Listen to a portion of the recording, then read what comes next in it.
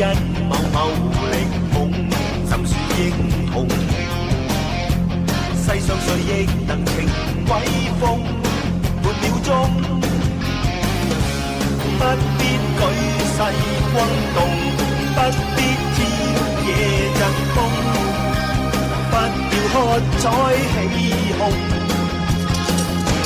付出一切將目標準確命中，更偉大成功。真正力量，在你心中，你是你偶像，靠你心裏力量，沒有襟章，佢為你頒獎，仍然值得。